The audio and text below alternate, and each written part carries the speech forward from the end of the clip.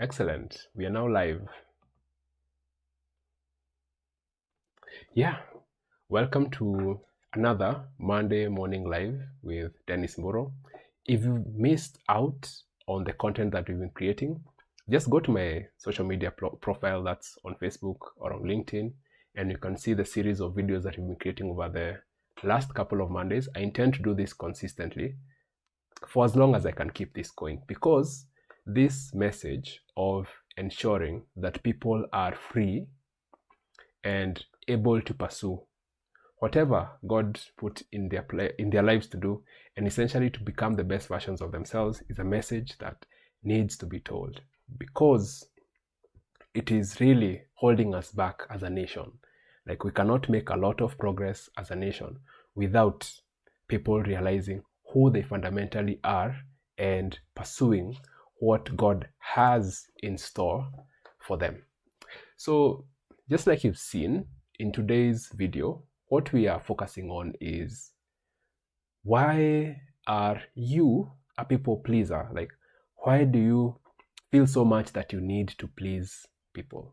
So that's what we are going to be focusing on, and giving you some ideas or some thoughts that can help you liberate yourself from becoming a people pleaser, and therefore doing what you can do best without feeling afraid or feeling as though people are going to look at you badly, or kind of just limiting yourself and consistently betraying yourself, because you know that when you act in a way that is pleasing other people at your own expense, you normally feel that sense of personal betrayal, like you cannot trust yourself again.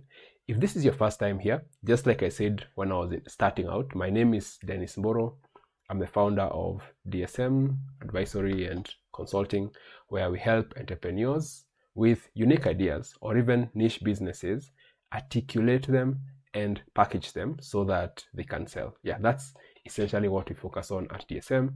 And the reason why we are talking about these aspects that have to do with personal branding is because you are unique, and you need to come out there, you need to package yourself, and ultimately to get the opportunities that you so rightly deserve, or you are supposed to get, because that is essentially, yeah, that is in your mold. That's something that you can do without necessarily struggling much.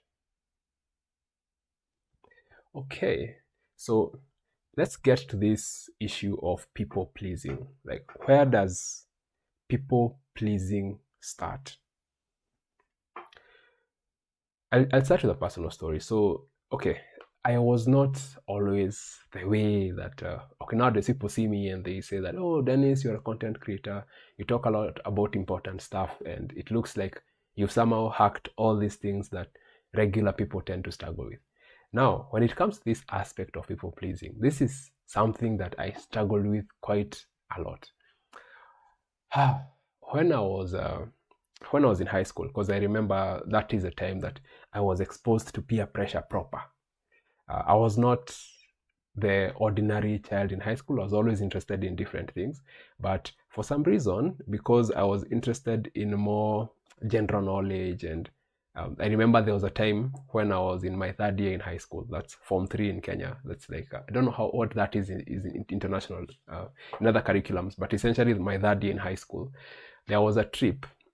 There was a school trip. I remember that school trip very well. And the school trip was to go to Nanyuki. Nanyuki is one of the most beautiful places in Kenya, to see some wildlife. Like, there was that trip of going to Nanyuki to see wildlife, then somehow go to Ngong Hills and see the hills over there. It was like a nature trip. And at the same day, there was a trip to go to a girls' school. Now, our class had like 55 people. Yeah, our class had about 55 people.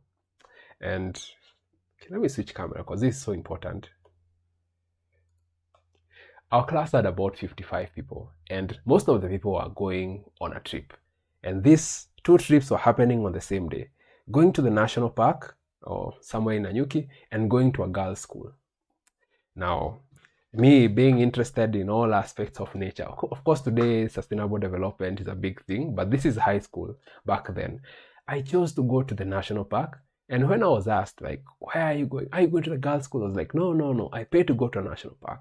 They're like, oh, so my classmates were like, oh my goodness, like, why did you choose to pay to go to a national park? They're not girls, they're just wildlife. Are you going to, how do you say kukatia?